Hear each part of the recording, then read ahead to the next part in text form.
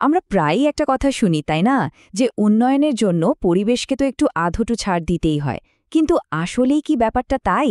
একদিকে মানুষের এগিয়ে যাওয়া, অন্যদিকে আমাদের এই গ্রহটাকে বাঁচানোর চেষ্টা, এই দুটোর মধ্যে ভারসাম্য রাখা কি আদৌ সম্ভব? চলুন আজকের এই আলোচনায় আমরা এই জটিল বিষয়টার গভীরে যাই। তো মূল প্রশ্নটা কিন্তু এটাই। একদিকে শিল্প, প্রযুক্তি, উন্নত জীবনযাত্রা এই সবকিছু তো আমাদের চাই, কিন্তু তার পাশাপাশি আমরা কি আমাদের নদী, বন আর বাতাসকে সুস্থ রাখতে পারি? চলুন একসাথে এই প্রশ্নের উত্তর খোঁজার চেষ্টা করা যাক। আচ্ছা, তাহলে একদম শুরু থেকে শুরু করা যাক। প্রথমেই আমাদের বুঝতে হবে, যখন আমরা পরিবেশ ব্যবস্থাপনা বা এনভায়রনমেন্টাল ম্যানেজমেন্ট বলছি, তখন ঠিক কি বোঝাতে চাইছি।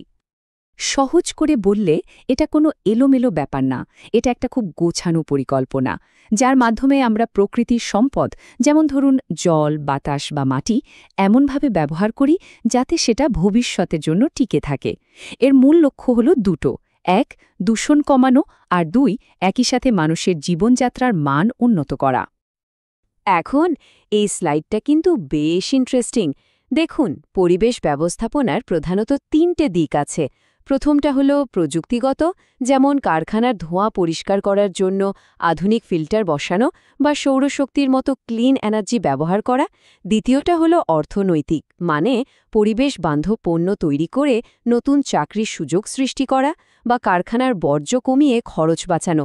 আর সবশেষে সামাজিক দিক, অর্থাৎ আমাদের সবার মধ্যে সচেতনতা তৈরি করা এবং দায়িত্বশীল আচরণে উৎসাহ দেওয়া। এই তিনটে দিক কিন্তু একে অপরের সাথে জড়িত। চলুন এবার একটু দেখি এই পুরো ব্যবস্থাপনার ভিত্তিগুলো কি কি, মানে কোন কোন জিনিস ছাড়া এটা সফল হতেই পারে না। একটা সফল পরিবেশ ব্যবস্থাপনার জন্য এই 5টা জিনিস একদম অপরিহার্য। প্রথমে তো লাগবে প্রাকৃতিক সম্পদ আর সুস্থ একটা ইকোসিস্টেম। এরপর দরকার কড়া আইন, যা পরিবেশের ক্ষতি করাটা আটকাতে পারবে। কোনো বড় প্রকল্প, ধরেন একটা বিশাল ব্রিজ বা ফ্যাক্টরি, শুরু করার আগে পরিবেশে এর কী প্রভাব পড়বে সেটা খতিয়ে দেখার মতো পরিকল্পনা খুব জরুরি। আর অবশ্যই সাধারণ মানুষকে এই বিষয়ে শিক্ষিত ও সচেতন করতে হবে। আর সবশেষে এই সবকিছু করার জন্য তো টাকা আর সঠিক প্রযুক্তি লাগবেই। বেশ, আমরা তো বুঝলাম পরিবেশ ব্যবস্থাপনা কি আর এর উপাদানগুলোই বা কি কি। কিন্তু প্রশ্ন হলো, এটা নিয়ে এত মাথা ঘামানোর দরকারটা কি? কেন এটা আমাদের জন্য এত জরুরি? এর প্রধান উদ্দেশ্যগুলো দেখলেই কিন্তু এর গুরুত্বটা পরিষ্কার হয়ে যায়। দেখুন, দূষণ কমানো, আমাদের সীমিত প্রাকৃতিক সম্পদ যেমন জল বা খনিজ, সেগুলোকে ভবিষ্যতের জন্য বাঁচিয়ে রাখা, আর একটা সুস্থ পরিবেশের মাধ্যমে আমাদের নিজেদের স্বাস্থ্য ভালো রাখা। শুধু তাই নয়, ক্লাইমেট চেঞ্জের মতো বিশাল চ্যালেঞ্জ মোকাবিলা করা এবং পৃথিবীর লাখ লাখ উদ্ভিদ ও প্রাণী প্রজাতিকে বিলুপ্তির হাত থেকে বাঁচানো এর অন্যতম প্রধান লক্ষ্য।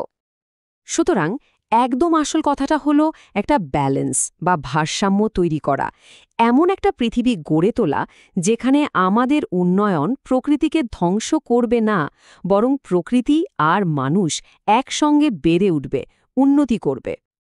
একটা ধারণা খুব প্রচলিত আছে যে উন্নয়ন আর পরিবেশ এরা একে অপরের শত্রু, মানে একটাকে বাঁচাতে গেলে আর একটাকে ছাড় দিতেই হবে।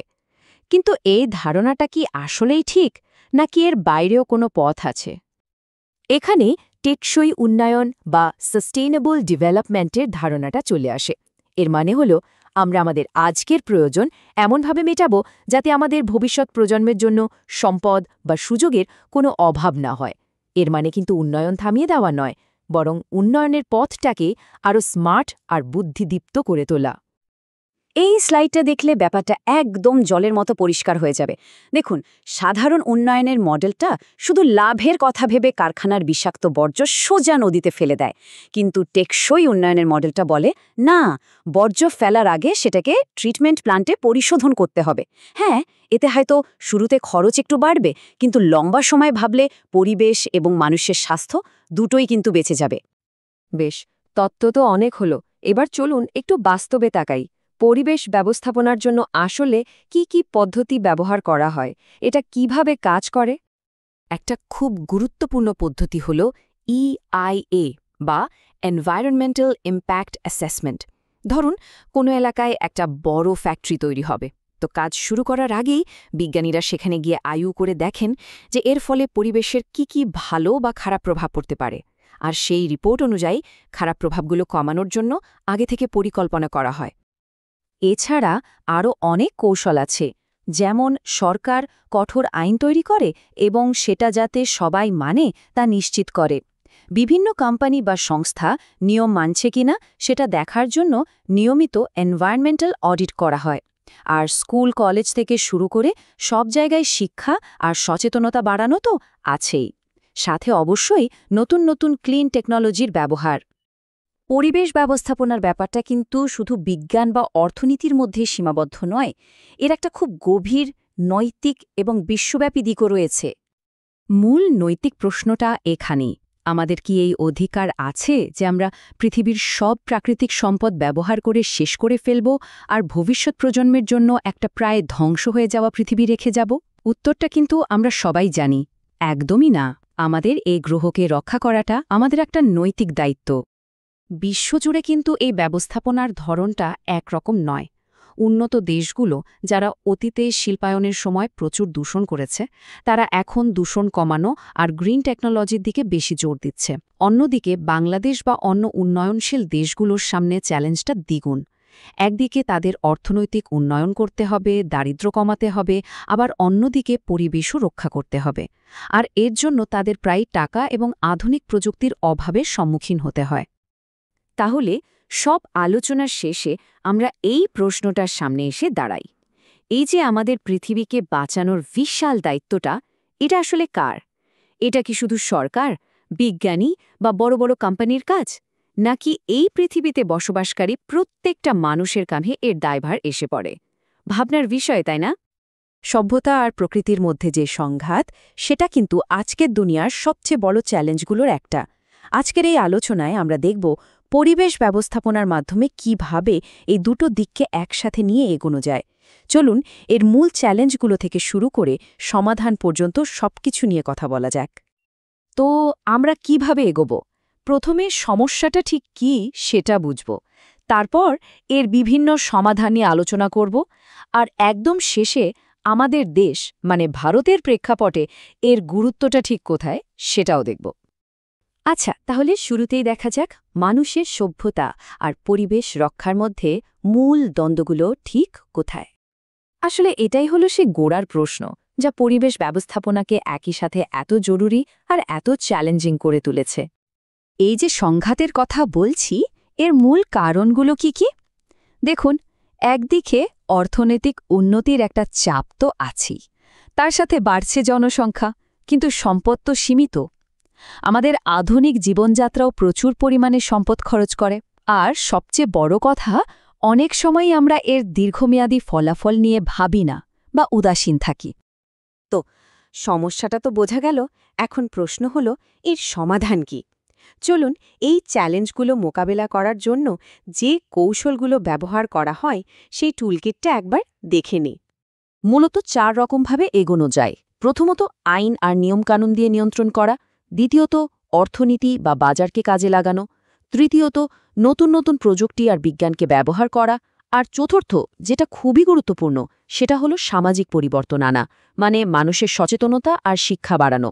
এগুলোই হলো মডার্ন এনভায়রনমেন্টাল ম্যানেজমেন্টের 4টে মূল স্তম্ভ। আচ্ছা, এই যে অ্যাপ্রোচগুলোর কথা বললাম, এগুলোর মধ্যে অর্থনৈতিক, প্রযুক্তিগত আর সামাজিক দিকগুলো নিয়ে আরেকটু গভীরে যাওয়া যাক। অর্থনৈতিক দিকটা কিন্তু বেশ ইন্টারেস্টিং। এখানে পরিবেশের সমস্যাকে শুধু একটা বোঝা বা খরচ হিসেবে দেখা হয় না, বরং এটাকে একটা সুযোগ হিসেবে দেখা হয়। মানে বিষয়টা হলো পরিবেশ সুরক্ষাকে কিভাবে অর্থনৈতিকভাবেও লাভজনক বা স্মার্ট করে তোলা যায়। এর জন্য কিছু দারুণ টুলস আছে, যেমন দূষণের উপর ট্যাক্স বসালে কোম্পানিগুলো দূষণ কমাতে বাধ্য হয়, আবার কম সম্পদ ব্যবহার করে কিভাবে বেশি উৎপাদন করা যায় সেদিকে নজর দেওয়া হয়। সোলার প্যানেলের মতো সবুজ প্রযুক্তির জন্য নতুন বাজার তৈরি করা হয়।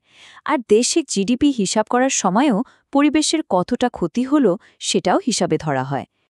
বিশেষ করে ইন্ডাস্ট্রির ক্ষেত্রে বদলটা আনার জন্য যে আসল হাতিয়ারগুলো দরকার, সেগুলো তো টেকনোলজি আমাদের হাতে তুলে দেয়। আধুনিক বিজ্ঞান আর ইঞ্জিনিয়ারিং দিয়েই আমরা পরিবেশের ক্ষতি আটকাতে বা কমাতে পারি। আর দেখুন, এখানে কিছু দারুণ উদাহরণও আছে, যেমন ধরুন কারখানার দূষিত জল পরিষ্কার করার জন্য আছে এফ্লুয়েন্ট ট্রিটমেন্ট প্ল্যান্ট বা ইটিপি, আবার চিমনির মধ্যে ফিল্টার আর স্ক্রাবার লাগিয়ে বায়ু দূষণ কমানো যায়। এমনকি মহাকাশ থেকে স্যাটেলাইট বা ড্রোন ব্যবহার করেও এখন দূষণের ওপর নজর রাখা সম্ভব হচ্ছে।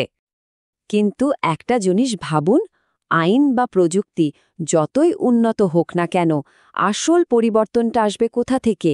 মানুষের আচরণ থেকে, তাই না? যদি আমাদের মানসিকতা না বদলায়, তাহলে সত্যিকারের পরিবেশ সুরক্ষা কিন্তু প্রায় অসম্ভব। আর এই সামাজিক পরিবর্তন আনার জন্য কি করা হয়? যেমন ধরুন স্কুলে পরিবেশ নিয়ে পড়ানো, সাধারণ মানুষের মধ্যে সচেতনতা বাড়ানো, আর বন বা নদী রক্ষার মতো কাজে স্থানীয় মানুষদের সরাসরি যুক্ত করা। এমনকি আমাদের জীবনযাত্রায় ছোট ছোট পরিবর্তন, যেমন প্লাস্টিকের ব্যবহার কমানো, সেটাও এর মধ্যেই পড়ে। এখন কথা হলো, এই সব টুলস বা কৌশলগুলো তো হাওয়ায় ভেসে থাকবে না, তাই না? এদেরকে ঠিকঠাকভাবে কাজে লাগানোর জন্য একটা শক্তপোক্ত কাঠামো দরকার, আর সেই কাজটাই করে আইন। আইনগুলো আসলে কিভাবে কাজ করে তার একটা প্রক্রিয়া আছে। প্রথমে নির্দিষ্ট আইন তৈরি করা হয়, যেমন আমাদের দেশে ১৯৮৬ সালের পরিবেশ সুরক্ষা আইন আছে। তারপর গাড়ি বা কারখানা থেকে কতটা দূষণ বেরোতে পারবে তার একটা নির্দিষ্ট মাত্রা ঠিক করে দেওয়া হয়। বড় কোনো প্রজেক্ট শুরু করার আগে তার পরিবেশগত প্রভাব খতিয়ে দেখা বা ইআইএ বাধ্যতামূলক করা হয়। আর এই সব নিয়ম যারা মানে না, তাদের জন্য জরিমানা বা জেলের মতো শাস্তির ব্যবস্থাও থাকে। তাহলে এই আইনি কাঠামোর ভেতরে থেকে আমরা বাস্তবে ঠিক কি করতে পারি? দেখুন, এর জন্য দুটো দিকেই কাজ করতে হবে। একদিকে যেমন আমাদের ব্যক্তি বা সমাজের কিছু দায়িত্ব আছে, যেমন জিনিসপত্রের ব্যবহার কমানো, রিসাইকেল করা বা গাছ লাগানো। তেমনি অন্যদিকে সরকার আর ইন্ডাস্ট্রিরও বড় ভূমিকা আছে, যেমন নতুন দূষণহীন প্রযুক্তি ব্যবহার করা আর আইনকে কঠোরভাবে প্রয়োগ করা। এতক্ষণ তো আমরা থিওরি নিয়ে কথা বললাম। এবার চলুন বিষয়টাকে একেবারে আমাদের দেশের প্রেক্ষাপটে দেখি, ভারতের ক্ষেত্রে, যেখানে এই চ্যালেঞ্জগুলো আরও অনেক বেশি বাস্তব এবং জরুরি। ভারতের মতো একটা বিশাল দেশের জন্য ভালো পরিবেশ ব্যবস্থাপনা কেন শুধু জরুরি নয়, বলা যেতে পারে অপরিহার্য? কেন এটা আমাদের অস্তিত্বের সাথে জড়িত? এর কারণ অনেক। একদিকে যেমন আছে জলবায়ু পরিবর্তনের ভয়াবহ প্রভাব, বন্যা বা খরা। আবার দেখুন জনস্বাস্থ্যের অবস্থা, দূষিত বায়ু আর জলের জন্য কত রকমের রোগ হচ্ছে। আমাদের বিশাল জনসংখ্যা জল, জঙ্গল, খনিজ সব কিছুর ওপর অসম্ভব চাপ সৃষ্টি করছে। আর আমাদের দেশের কৃষি অর্থনীতি তো পুরোটাই পরিবেশের ওপর নির্ভরশীল। তাই ভারতের জন্য এই বিষয়টা জীবন মরণের প্রশ্ন। আসলে এই কথাটা একদম সত্যি যে পরিবেশের পেছনে যা করা হয় সেটা খরচ নয়, এটা আসলে একটা দেশের স্বাস্থ্য, সম্পদ আর ভবিষ্যতের জন্য সবচেয়ে জরুরি বিনিয়োগ।